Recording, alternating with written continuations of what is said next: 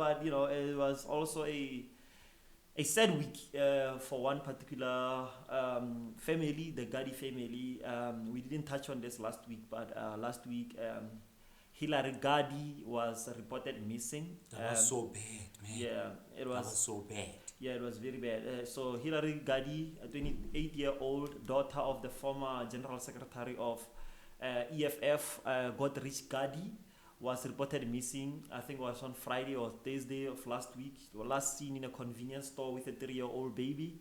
The 3-year-old baby was subsequently found around 8:30, walking the streets where Gardee lives.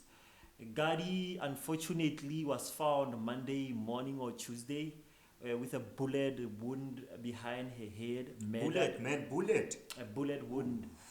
The family did do everything to try to find her back. There was a reward of 100,000 for any information, but unfortunately, the family did not get their daughter back. Their daughter was murdered. But there are also many other things that happened, and I think we are going to talk about them.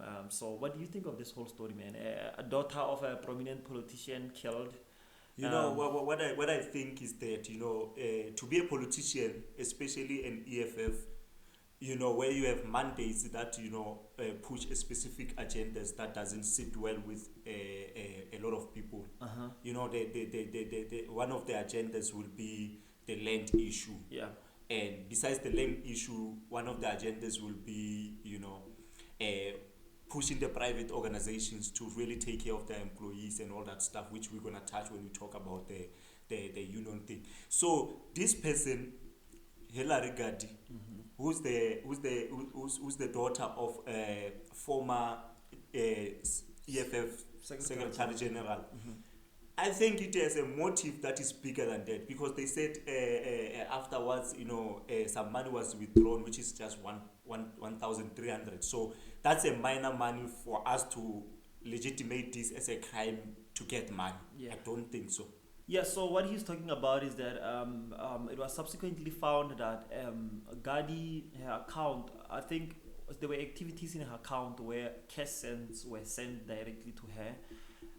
So the police currently are presuming that the criminals might have asked her to withdraw a certain amount of money. But what EFF has subsequently came out to say through their spokesperson was that it cannot be that someone is killed for a mere 1,300, and the police should not narrow the investigation into just petty crimes. They should broaden this in maybe like look at it as a premeditated murder for political reasons. So the EFF is really urging the police to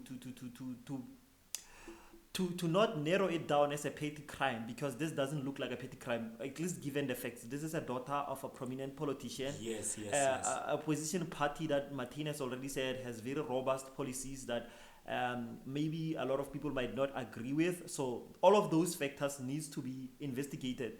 But what the EFF was also complained about is the handling of the scene, and I think we have actually talked about this as well.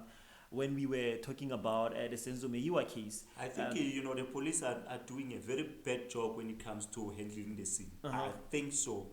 If they did as well in this case compared to the Senzo Mayiwa case, Yes. I think they are doing a very bad job. Police, please do your job diligently when it comes to the scene, because that's where we can find the Critical evidence. critical evidence. Yes, so EFF was specifically complaining about the fact that the police did not recover any bullet cartridges that at the crime scene, and also what they are criticizing specifically the police of is to allow a walkabout of the media at the crime scene before the crime scene could actually be processed accordingly.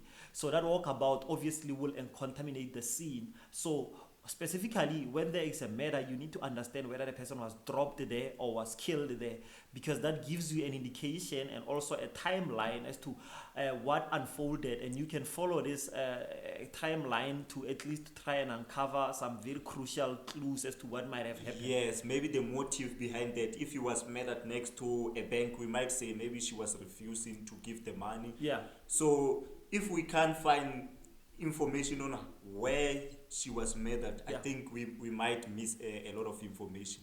Yes, and also EFF has continued to say, you know what, if, and this is one of the controversial things that we all know, the leader of the EFF always says, but he has, I think he was warning or urging the police that they should follow the 72 hours that they had set for themselves to find the criminals, or they will find the criminals themselves and they do not promise as to what will happen to the criminals. What do you think will happen to the criminals if EFF, manage to follow through whatever they are doing and they find the criminal before the police? What do you think EFF might do?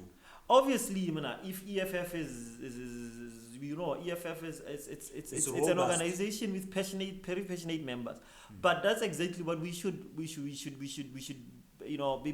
very careful about. We do not want to be in a situation where there is this element of vigilante that we've been complaining about anyway in this country. We don't want the regular people who are not law enforcement taking the law in their own hands, because that sets a very bad precedence. If we are in a situations where normal individuals can go out there and look for criminals, what if they found the correct criminal? They're gonna kill some. They might kill someone who might have not done the crime, because they're not gonna give them the due process. They're not gonna, justice will not be served. You might kill someone who didn't even commit the crime.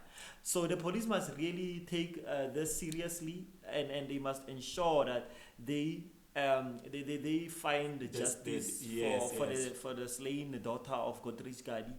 And this is a very painful thing. Actually, today was today, we mean Saturday. I don't know when you guys are gonna see this. Saturday, the 7th was her burial, and it was a very emotional burial. I watched a little bit of it. Sissy Rebecca was there. She also spoke a little bit at the funeral, and I think performed. So this person was at the peak of her life. I mean, she was a small business owner, just completing also her post. I believe she was doing a post diploma in IT with UNISA, and also she had a child, as we've already said, an adopted son. So this person was obviously a good citizen. Yes, doesn't deserve anything like this.